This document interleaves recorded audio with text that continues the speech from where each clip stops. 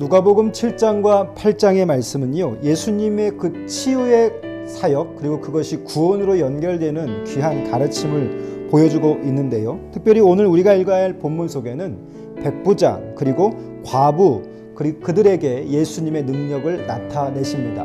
그런데 그 당시 사회가 이 사회적인 약자들을 바라보는 시선 속에서 또는 어떤 백부장 같은 지위가 있는 자들에게 보여주는 많은 경계가 있습니다. 그런데 그 백부장이 주님 앞에 나오는 신앙적 자세가 어떤지를 성경은 아주 우리에게 자세히 설명해 주고 있고요. 또 과부는 그들이 살아가는 사회 속에서 천대받고 있고 무시당하고 있었는데 하나님의 긍휼하심이 그들에게 그 경계를 헐고 다가가시는 모습으로 보여주고 있습니다. 오늘 이 본문의 말씀을 읽고 교훈을 나누겠습니다. 예수께서 모든 말씀을 백성에게 들려주시기를 마치신 후에 가버나움으로 들어가시니라. 어떤 백부장의 사랑하는 종이 병들어 죽게 되었더니 예수의 소문을 듣고 유대인의 장로 몇 사람을 예수께 보내어 오셔서 그 종을 구해 주시기를 청한지라. 이에 그들이 예수께 나와 간절히 구하여 이르되 이 일을 하시는 것이 이 사람에게는 합당하니이다. 그가 우리 민족을 사랑하고 또한 우리를 위하여 회당을 지었나이다 하니 예수께서 함께 가실새 이에 그 집이 멀지 아니하여 백부장이 벗들을 보내어 이르되 주여 수고하시지 마옵소서. 내 집에 들어오심을 나는 감당하지 못하겠나이다. 그러므로 내가 주께 나아가기도 감당하지 못할 줄을 알았나이다. 말씀만 하사 내 하인을 낫게 하소서. 나도 남의 수하에 든 사람이요 내 아래에도 병사가 있으니 이더러 가라 하면 가고 저더러 오라 하면 오고 내 종더러 이것을 하라 하면 하나이다. 예수께서 들으시고 그를 놀랍게 여겨 돌이키사 따르는 무리에게 이르시되 내가 너희에게 이르노니 이스라엘 중에서도 이만한 믿음은 만나보지 못하였노라 하시더라. 보내었던 사람들이 집으로 돌아가 보매 종이 이미 나아 있었더라. 그 후에 예수께서 나인이란 성으로 가실새 제자와 많은 무리가 동행하더니 성문에 가까이 이르실 때에 사람들이 한 죽은 자를 메고 나아오니 이는 한 어머니의 독자요 그의 어머니는 과부라. 그 성에 많은 사람도 그와 함께 나오거늘 주께서 과부를 보시고 불쌍히 여기사 울지 말라 하시고 가까이 가서 그 관에 손을 대시니 맨 자들이 서는지라. 예수께서 이르시되 청년아 내가 내게 말하노니 일어나라 하시매 죽었던 자가 일어나 앉고 말도 하거늘 예수께서 그를 어머니에게 주시니 모든 사람이 두려워하며 하나님께 영광을 돌려 이르되 큰 선지자가 우리 가운데 일어나셨다 하고 또 하나님께서 자기 백성들을 돌보셨다 하더라. 예수께 대한 이 소문이 온 유대와 사방에 두루 퍼지니라. 아멘. 여러분 오늘 이 말씀을 보게 되면 하나님의 그 자비를 예수 그리스도가 설명해 주고 있습니다. 제자란 율법과 신앙의 본질에 따라서 그 사회 속에서 정의와 자비에 실천할 수 있는 자여야 하는 것인데요. 여러분 주일의 말씀 속에서도 그 정의가 무엇인가 시편 119편을 통해 제가 말씀을 드렸습니다. 주님께서 주목하시는 신앙이 오늘 본문에 기록되어 있습니다. 그를 보면서 주님이 기이하시고 놀라하시죠. 신앙의 본질의 모습이 그가 소유하고 있었기 때문인데요. 오늘 이 말씀을 보면서 저와 여러분도 주님을 놀래킬 수 있는 신앙의 본질에 맞닿을 수 있는 그런 삶이 될 수 있기를, 그런 하루 될 수 있기를 소원합니다. 먼저 하나님의 백성의 삶에 대해서 오늘 이 성경은 가르치고 있는데 제자들에게 들은 것을 행하는 자가 되라 라고 계속 반복하고 촉구하고 계십니다. 말만 하지 말고 실천하는 삶. 주님이 우리에게 그런 삶을 보여주셨죠. 어느 시에도 보면 성경의 밑줄을 긋지 말고 삶의 밑줄을 그으라라고 말합니다. 사랑하는 성도 여러분, 제자란 어떤 자인가? 성경의 밑줄 긋고 그 성경을 달달 외워서 제자가 아니라 내 삶의 자리에서 이웃과 함께 내 삶의 그리스도의 그 줄을 그어낼 수 있는 자. 오늘 여러분의 시간이 그런 자 될 수 있기를 바랍니다. 그가 바로 제자라고 하는 것이죠. 그래서 우리는 끊임없이 말씀을 통해서 내가 살고 싶은 삶의 방식을 살아가기보다 예수께서 살아가셨던 그 삶의 방식, 제자들이 살아갔던 그 삶의 방식을 내 삶에 채우는 것이 참 중요합니다. 그래서 우리는 묵상을 중요하게 생각하는 것이죠. 자, 오늘 본문의 말씀을 보면 백부장이 이방인으로서 유대인을 위해서 회당을 지어주고 또 병든 종을 위해 좋은 수고를 마다하지 않은 모습이 되어 있습니다. 기록되어 있습니다. 돈을 사랑한 바리새인들과는 상당히 비교되는 모습을 갖고 있죠. 그의 인격과 삶이 일치하고 있고 또 주님을 대하는 방식조차도 신앙적으로 주님을 놀래킬 수 있을 만한 그런 모습을 보여주고 있습니다. 그의 삶에 나타나는 정의와 자비와 그리고 성실성, 신실성, 이 모든 것이 그의 삶에 보여지고 있는 것이죠. 자, 그리고 백부장은 예수님의 말씀에 무엇이 있다라고 느꼈습니다. 권위가 있다라고 느꼈는데 누가복음에서는 이 권위에 대한 강조가 참 많이 되어 있는데요. 백부장이 오늘 예수님의 말씀하심만 있으면 먼 거리에 있는 자기의 종도 낫게 될 것이다 라고 하는 권위 인정 의식이 있었습니다. 사랑하는 성도 여러분, 주님이 말씀하시는 그 말씀들은 권위가 있는 줄 믿습니다.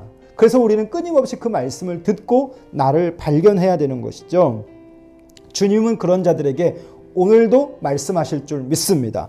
백부장은 바로 그 말씀의 권위를 인정했고 그 믿음이 남에게 이식받아서 나오는 그런 믿음이 아니라 자기 수준에서 깊이 깨달아 아는 믿음이 되었습니다. 사랑하는 성도 여러분, 이 시대에 많은 그리스도인들이 있지만 그 그리스도인들이 얼마나 자기의 삶의 자리에서 깨닫는 그리스도인일까요? 그리고 자신의 삶에 체득하는 믿음일까요? 2021년 우리 공동체는 신앙의 자기화를 꿈꾸면서 하나님 앞에서 열심히 배우고 열심히 깨닫고 우리의 인생의 지향점을 그렇게 살기로 결정하고 있는데 여러분 어떠신지 모르겠습니다. 말씀을 내 삶에서 체득하지 못하면 주일의 예배도 의미가 없어져요. 나의 경건도 의미가 없어집니다. 그러나 내가 날마다 믿음 앞에 세워져서 그 믿음을 내 삶에 체득하는 자기화시키는 과정이 있다면 그의 모든 신앙은 하나님 앞에서 의미 있는 신앙이 될 줄 믿습니다. 오늘 이 백부장의 믿음은요, 삶에서 건져 올려진 그런 믿음이었던 것이죠. 이해득실을 따지지 않고 오직 믿음 안에서 그분을 인정하고 그분의 말씀하심에 굴복하고 그런 순종하고 있는 그 모습을 주님은 놀라하셨습니다. 기이해하셨던 것이죠. 그를 주목하셨습니다. 그리고 오늘 우리가 묵상하고 있는 것이죠. 주님께서 또 나인성의 과부의 아들을 살리시는 장면이 기록되어 있죠. 사람들은 전례 없는 그런 역사 속에서 하나님께 영광을 돌리지만 주님은 가엾은 이 여인에게 시선이 머물러 있습니다. 성경을 잘 보십시오. 인간의 슬픔, 고통, 어미의 그 아픔, 주님은 공감하셨고 도우러 가셨습니다. 사랑하는 성도 여러분, 주님은 우리를 늘 공감하시는 분이십니다. 그래서 우리의 자리에 내려오신 것이죠. 주님처럼 기적을 베풀지는 우리가 못한다 할지라도 주님은 지금 우리를 헤아리고 있다는 것을 꼭 기억하십시오. 그래서 그 말씀을 우리가 묵상하면 할수록 그 주님을 발견하게 되고 나를 깨닫게 되는 것 아니겠습니까?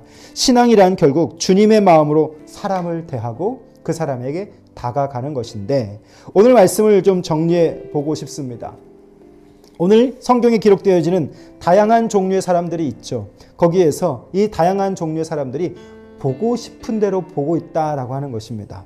예수께서 백부장의 종의 병을 낫게 해주셨고 나인성 과부의 죽은 아들도 살리셨습니다. 귀 먹은 자도 듣게 하셨고 또 나병 환자도 깨끗하게 하십니다. 그리고 가난한 자들에게 복음을 전하셨습니다. 예수님이 하나님이시기 때문입니다. 하나님의 아들이신 것을 알고 깨닫고 구주이심을 많은 징표를 통해 보여주고 있습니다. 이 땅에 환자들을 낫게 하시고 죽은 자를 살게 하시고 이런 많은 역사를 펼쳐지게 할 때에 그때 발견하는 자와 발견하지 못하는 자가 구별이 되고 있습니다. 바리새인들을 보십시오. 바리새인들은 보고 싶은 것만 보고 있습니다. 그들은 예수께서 행하신 모든 선한 업적이 눈에 들어오지 않습니다. 보기 싫었기 때문입니다.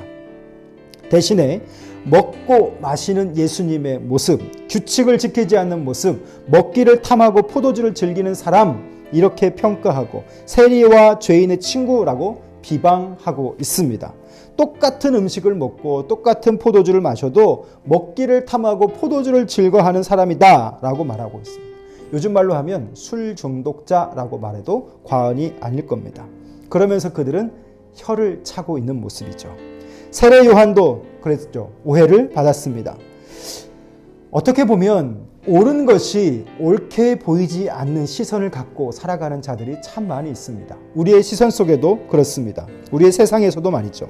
예수가 그리스도로서 행하신 사역을 보면서 왜 사람들이 그렇게 각각 다양한 관점에서 바라보고 있을까요? 오늘 여러분은 이 예수님의 말씀을 어떤 관점에서 바라보고 계십니까? 여러분을 한번 점검해 볼 수 있기를 바랍니다. 1세기 당시의 이들뿐만 아니라 오늘 교회 안에 있는 경건주의자들, 율법을 지키려고 막 애쓰는 자들, 예배는 반드시 드려야 한다라고 이 사회에 어떤 폐악이 와도 그것을 준수하려고 애쓰는 자들, 이 모든 다양한 시선들 속에서 우리는 점검해 봐야 할 것이 있습니다. 나의 의에 빠지지 않도록, 예수를 죽인 사람들이 되지 않도록, 오늘 저와 여러분이 이 땅의 교회를 죽이는 자가 되지 않기를 바라고, 또 예수 그리스도를 바리새인과 같은 시점으로 바라보는 자들 되지 않기를 바랍니다. 사람은 보고 싶은 대로 보는 존재겠죠. 듣고 싶은 대로 들을 것입니다. 자기가 생각하고 싶은 대로 생각하게 됩니다. 그것이 우리의 한계이죠. 보이는 대로 또 들리는 대로 듣는다면 얼마나 좋을까요? 하나님 되심이 지금 약한 자들 속에서 귀먹은 자가 귀를 열고 나병 환자가 깨끗하게 되는 그런 모든 사건을 왜 그대로 바라보지 못하는가? 보이는 대로 보는 자, 그 사람이 건강한 사람일 것이고, 말씀이 보여지는 대로 들려지는 대로 믿고 따르는 자, 그 사람이 건강한 그리스도인일 것입니다. 안타깝게도 오늘날 건강하지 못한, 성경이 요구하는 그런 삶을 살아가지 못하는, 건강하지 못한 사람들이 얼마나 많은지 모릅니다. 그래서 유대인들처럼 자기가 보고 싶은 대로 보고 듣고 싶은 대로 듣는 자가 아니라 오늘 주님이 보여주시는 대로 볼 수 있는 자, 주님이 깨닫게 해주시는 대로 깨달을 수 있는 자, 여러분 이것이 오늘 하루 우리의 기도가 되기를 바라고, 여러분의 일주일의 일상이 그렇게 주님 앞에서 깨닫는 감각 있는 자로 살아갈 수 있기를 주님의 이름으로 축복합니다. 기도하겠습니다. 살아계신 우리 아버지 하나님, 오늘 하루도 우리에게 허락하시니 감사합니다. 하나님, 오늘 예수님의 사건을 보면서 바리새인들과 같은 시선으로 우리의 신앙의 삶을 살아가고 있지 않은지 점검하게 하여 주시고, 오늘 예수님처럼 아이를 잃은 부모의 어미의 그 마음을 살피고 그를 공감해 주시는 그 예수님의 시선이 우리 가운데 있을 수 있기를 원합니다. 신앙이란 예수님의 마음으로 사람을 대하는 것인데, 하나님 오늘 우리가 율법의 정신으로 이 세상을 바라보지 않게 하시고 사람을 대하지 않게 하시며 주님이 대하시는 정의와 자비와 신실로 사람을 대하고 하나님 그렇게 사람에게 가까이 갈 수 있는 우리가 될 수 있기를 원합니다. 1세기 당시에 잘못된 그리스도인들의 시선이 오늘날 우리 안에도 있음을 봅니다. 하나님 그들과 같은 안목으로 서지 않게 하시고 예수님과 같은 심정으로 예수님과 같은 시선으로 우리의 삶을 살아갈 수 있는 은혜를 허락하여 주옵소서. 예수님 이름으로 기도합니다. 오늘도 하루가 밝았습니다. 악한 자들이 바라보는 그런 시선 되지 않게 하시고 선한 자들이 바라보는 그런 시선으로 살게 해주십시오. 기도하며 여러분의 시간을 살아갈 수 있기를 주님의 이름으로 축복합니다. 감사합니다.